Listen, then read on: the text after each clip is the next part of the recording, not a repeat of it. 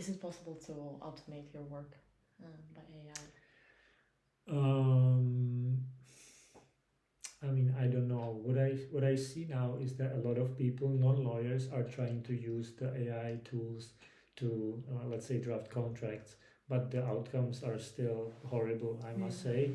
Um, mm, but but in the future, I mean, if the AI is trained well enough, then it's possible that these tools will be writing contracts.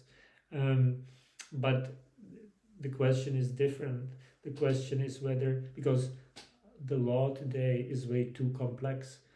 In Czech Republic, we have altogether 70,000 laws, 70,000, rules that are affecting us. Constantly changing also. And constantly changing as well, yeah. And it's so complex that a human being cannot navigate it anymore. So that's why we probably need these tools like AI. But so I think that the way is not really using AI to do the work, but to simplify our lives and the legal system as well. But it's not just the legal system that is way too complex. It's all the areas of our life. It's just way too complex. It's not. We should simplify our lives, and that's the way forward. And I actually hope that societies will not need lawyers altogether. Not just AI lawyers, but also lawyers like me. We are here because we try to navigate people through these complexities of the jungle of the law, which we currently have. And I'm happy to do it for now. But at the same time, I'm saying, look, I mean, what we're doing, it's a craziness already. And we have to do this because people are not sincere with their behavior. Law is in essence creation of relationships, right? When we enter into an agreement, we enter in a relationship. And if the relationships are transparent, if they're truthful, and if we don't lie to one another, if we don't steal from one another, then we don't need so much law. The law is here because it's trying to protect from these bad players. So it's a matter of morality, of values. And if the morality and values are good in people, then we don't need so much law, so much lawyering, and so much unnecessary hustle with all this. Let's top it a notch a little bit. You've shared that what you'll be working at TDF now is drafting their constitution, the new constitution. It's called the Game Guide, The Game but Guide. it's kind of like the constitution, yeah. So, what is that about? Why are you excited about this, and what are you looking to achieve with it? Why does a project like that need such a document? Okay, well, a game guide is or you call it the constitution. It's a set of rules where people agree how to live together, right? So TDF is a community. It has it has hundreds of members now, and some people are invested with their money. Some people are invested with their time, and they want their state to be happy and without conflicts. So this game guide is an agreement of all these people that certain rules will be followed in order for everyone to thrive in such a community. So this is why I think it's important that we actually come together as people and we say this is how we want to live together. And it is important because we live in times when we are not really used to live in communities like this. So to set these sort of rules in advance, and it's not just relation to people, but it's also relations to the nature, to the species that are on the land, to the land itself, and so on and so forth. So it's good to know these rules in advance, so no one is surprised when they actually come there. So this game guide is like a set of rules of how to behave towards people and towards the nature. Understand. What do you enjoy most in your day-to-day? What do you feel like you would need, maybe an assistant or outsource part of your work? What is like the highlights and the lowlights of your days? Yeah, well, I would enjoy if I and that's my goal now, to build up a team of lawyers that we can work together. I feel a little bit alone in my approach as a regenerative lawyer. That's what I like to call myself. So this is why I'm trying to attract new young lawyers that would be, co-creating with me, working with me, and so we have more manpower in order to just make a bigger splash in the area of law, bigger impact. So that would be my wish. So I'm not alone in this, and yeah. Other than that, I'm really happy that I'm meeting every day people who are passionate about making our lives better. If it's the protection of nature, if it's building up new communities, gatherings, these sort of things. And I also befriended some very young people in their you know in who are still, let's say, on high school or very young, and they're already very active um, in their approach towards society and life. Like it's very encouraging to see that even the young generation is already very active and very smart about how our society looks like. And I think sometimes they're even kind of smarter than us in that they can already see the problems that we didn't see for a long time. And so that makes me very happy. Yeah, I see that. Yeah. Do you think internet in general is making us smarter, or it makes us kind of not so focused? Like, what is your perspective on the internet in general? Take that AI or Web3 technologies away in general as a source of information, a source of connection.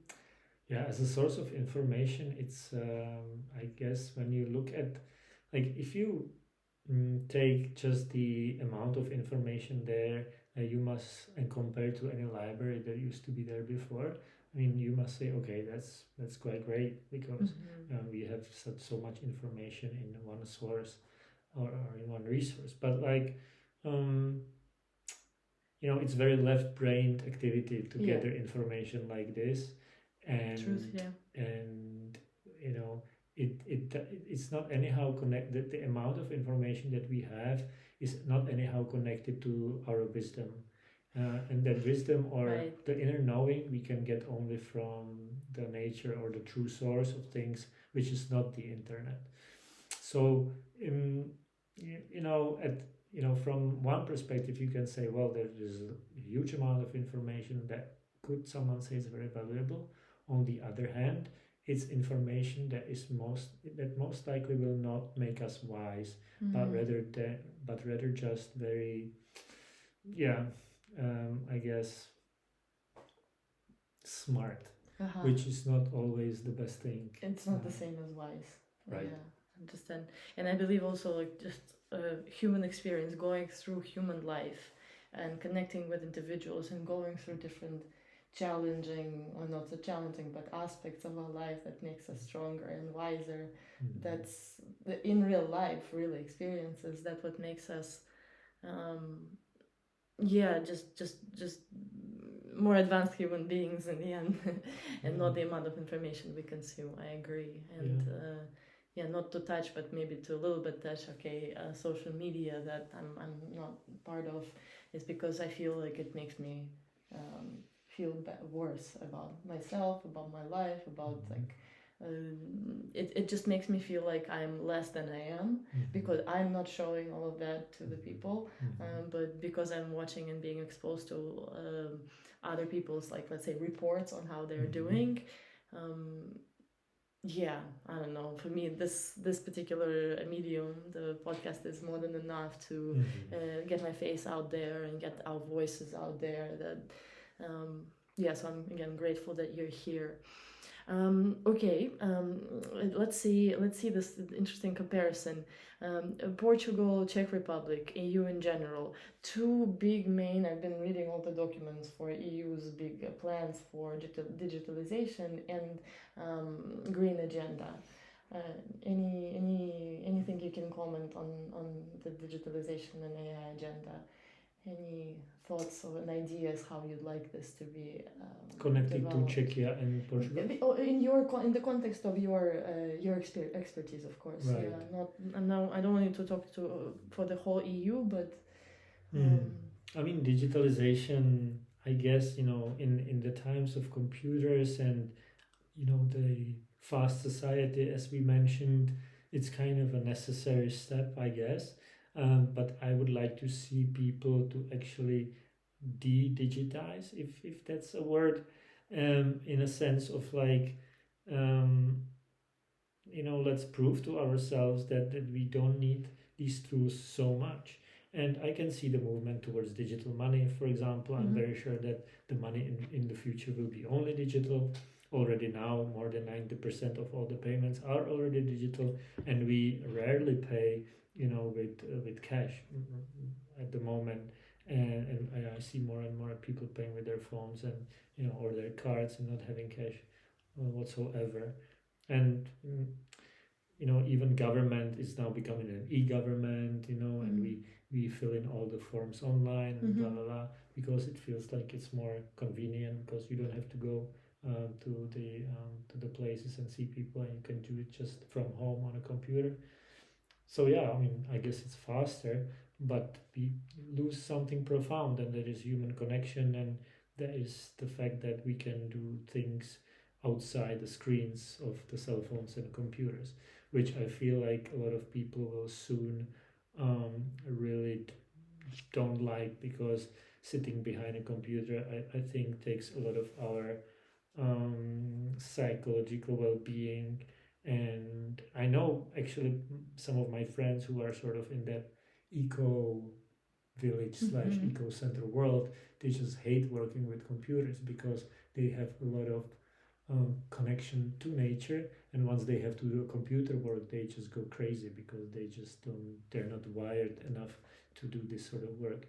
And I see also people from, the offices of the cities, who work with computers a lot, how unhappy that can make them, and then they search for, you know something that can, take them away from these things. So I don't know, somehow we got to the phase where we have screens everywhere, so we have to deal with it. So let's see what happens next. Yeah, I get it. I get it.